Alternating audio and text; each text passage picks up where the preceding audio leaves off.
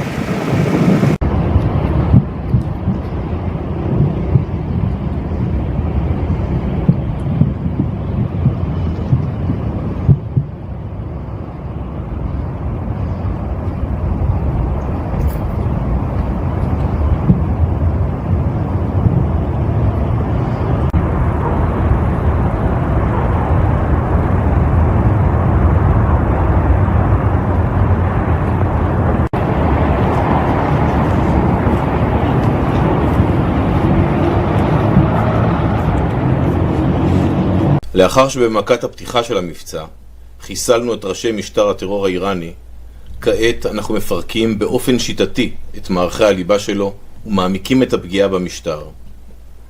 לפני מספר שעות צה"ל השלים גל תקיפות נרחב ברחבי טהרן. יותר מ-100 מטוסי קרב של חיל האוויר תקפו במקביל מפקדות מרכזיות של מערכי המשטר האיראני. אלו תקיפות משמעותיות ועוצמתיות, בהכוונה מודיעינית מדויקת שאפשרו לנו לפגוע במפקדות משטר הטרור. המפקדות האלו פעלו נגד ישראל ונגד העולם כולו. היום הן הושמדו יחד עם כל מי שפעל בהן. המסר שלנו למשטר האיראני הוא ברור. נדע להגיע לכל אחד, במפקדות, בבונקרים ובכל מקום אחר. אף אחד לא חסין. תראו, אנחנו עוד לא בשתי יממות למבצע. זהו היום השני, סופו של היום השני. אנחנו פועלים כל העת, יש לנו יעדים מוגדרים, התחלנו חזק, אנחנו מעמיקים את הפגיעה, מגוון מטרות, נמשיך לפעול עד להשגת היעדים שלנו, וככל שידרש, יימשך, ככל שימשך. שאלת מעריב, האם אתם מזהים התנהלות של חיזבאללה לקראת כניסה ללחימה, והאם צה"ל עשוי לבצע מתקפת מנע נרחבת בלבנון?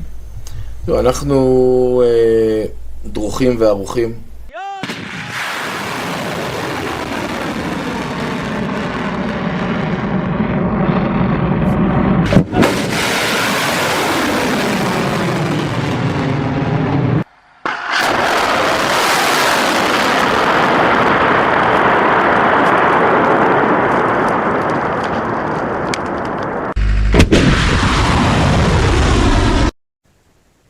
Gelombang baru serangan balasan Iran ke Israel menghantam sejumlah target strategis, termasuk pangkalan laut dan wilayah Yerusalem pada Minggu 1 Maret malam hari.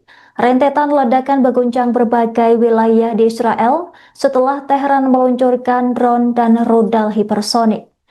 Hal itu dilakukan sebagai respons atas serangan gabungan Amerika Serikat dan Israel. Sirene serangan udara meraung di sejumlah kota sebelum ledakan terdengar beruntun di beberapa titik utama. Militer Israel kemudian mengidentifikasi adanya peluncuran rudal baru dari wilayah Iran mengarah ke teritorialnya. Kemudian Korps Garda Revolusi Islam alias IRGC menyatakan telah menembakkan 4 rudal balistik yang menargetkan kapal induk Amerika Serikat USS Abraham Lincoln.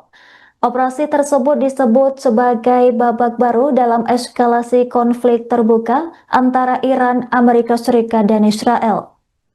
Adapun ketegangan meningkat tajam setelah kedua belah pihak saling melancarkan serangan lintas wilayah dalam beberapa hari terakhir. Situasi keamanan di kawasan Timur Tengah pun dilaporkan semakin memburuk seiring meluasnya titik serangan. Dalam laporan Al-Jazeera.com menyebutkan ada 3 tentara Amerika Serikat tewas dan 5 lainnya mengalami luka serius dalam pertempuran di berbagai lokasi. Serangan balasan Iran juga menyasar langsung sejumlah kota di Israel dengan intensitas tinggi. Di kota Beit Shemesh, sekira 9 orang dilaporkan tewas akibat hantaman rudal Iran.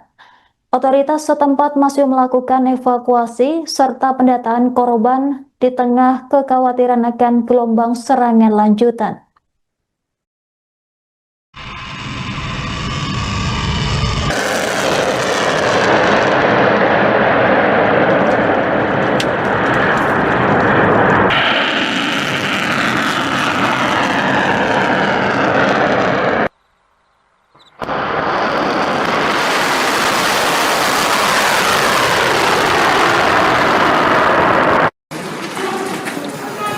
אנחנו ארגון שעובד בדברים, אבל ספציפית זה פינוי פסולת.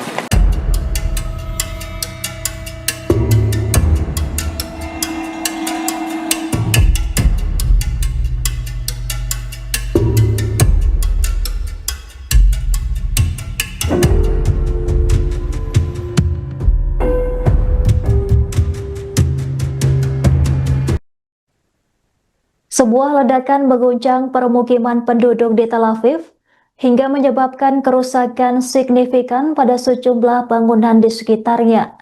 Serangan itu terjadi setelah Iran menyatakan telah meluncurkan rudal sebagai tanggapan atas aksi militer Amerika Serikat dan Israel pada Minggu 1 Maret malam hari.